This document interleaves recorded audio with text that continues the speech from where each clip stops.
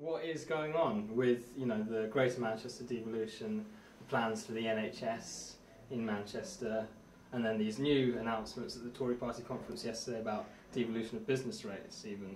Could you very quickly summarise if possible? It seems complex, but what is going on? At the heart of it is a move to change who decides what and how in relation to broadly economic matters, financial matters, budgetary matters, but alongside that, slightly separate but related, are some very significant plans and changes in relation to health and social care. So George Osborne and the Treasury have struck a deal with the 10 council leaders of the 10 councils that make up this region of Greater Manchester. And that deal that they have struck articulates that decentralisation of various bits and pieces, but it covers a huge array of things, of planning, of transport, of skills, of all manner of things. That the part of the deal is in an insistence on a new model, including a metro mayor, a made-up mayor for the region of Greater Manchester. And that mayor is the strong leader model, where they will be vested. It's not a bling mayor with just the shiny chains. They will have powers, albeit that some decisions will require agreement by certain numbers of the council leaders. Decentralisation here in the UK, absolutely, in principle, is something that has been long overdue. We've had a very, very overly centralised way of arranging our affairs in the UK. So on that point of principle, for sure, we've been behind many other developing countries, and even parts within the UK, so Scotland, Wales and Northern Ireland, they have their forms and different flavours of devolution.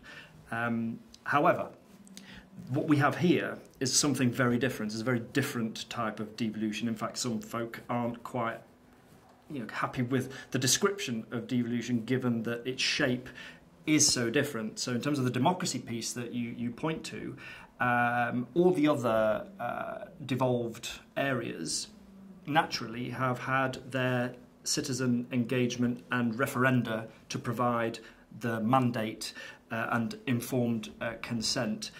Our particular model, decentralisation model, is we've done the deal, there you are, goodbye. Yeah. And then with one proviso to say we will be given the opportunity in 2017 for the election of this metro made-up mayor.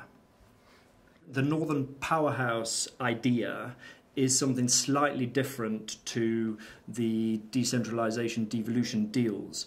So the Northern Powerhouse idea is speaking to the connection of the larger population centres and cities across the north of England. Of course, it's not the north of the UK. Scotland is the north of the UK, but this is Northern England. So the Northern Powerhouse is a way of articulating the fact that we are in desperate need of massive catch-up investment in our infrastructure and in our connectivity and in the standards of living of the millions of people in these parts. Just one example of that, the north-south divide expresses itself in many forms, but on the infrastructure side, we're about £50 billion apart. So it's a huge amount of catch-up that is needed. So the Northern Powerhouse helps to articulate that need, that bridge, that gap. However,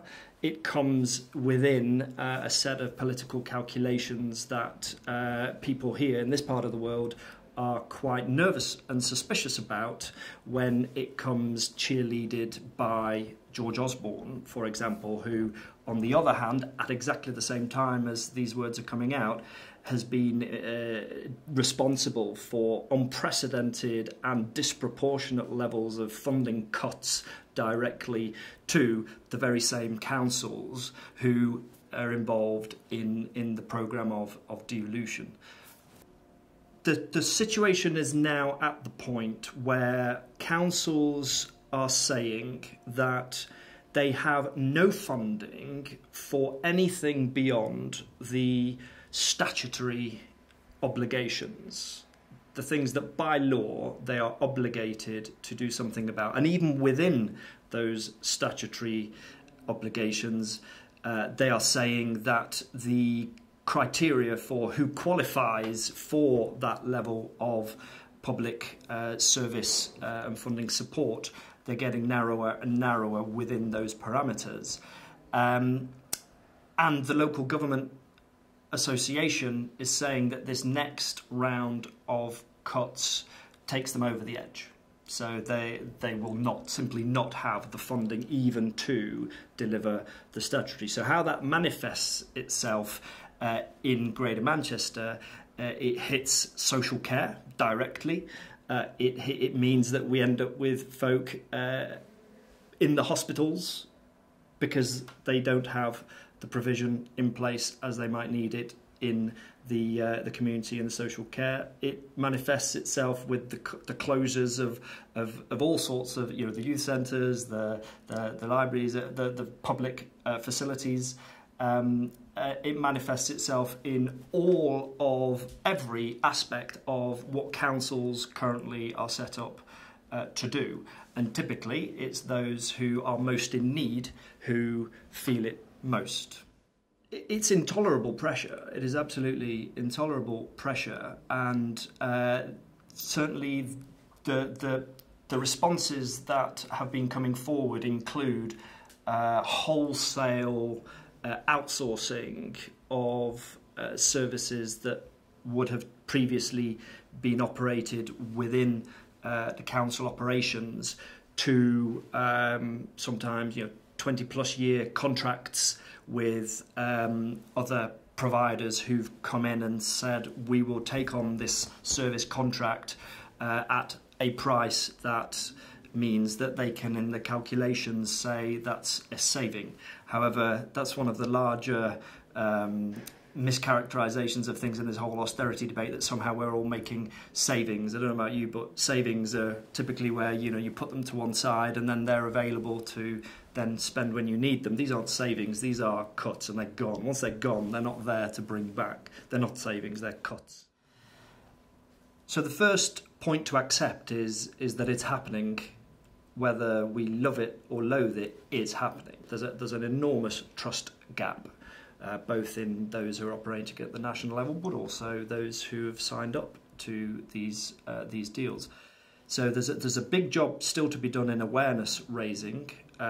We did some sampling in a few of the wards of the council leaders just to get a feel for folk there, what they felt was going on, and we found somewhere between sort of 80–90% of people didn't even know this stuff was happening. So we're at ground zero in terms of awareness. A narrow economic view of this devolution thing in the Northern Powerhouse is a mistake. It needs to be social, environmental, economic and democratic. It needs to be all four, and all four need to be strengthened. We can't have one at the expense of the others. Key strategic priorities that most folk don't even know exist, very few people know even exist, but you look at those, and of those, the 17 of them, there's not a single one in there to do with investing in improving our democracy, anything like that. It's like democracy is being considered as part of the problem, perhaps, as either irrelevant or an afterthought or an inconvenience or an obstacle. I think that is unacceptable, because all the emphasis right now, for understandable reasons, but it's not good enough, is all on the economic, and we cannot go forward into the 21st century repeating the 20th century trickle-down fantasy, because we know where that gets us.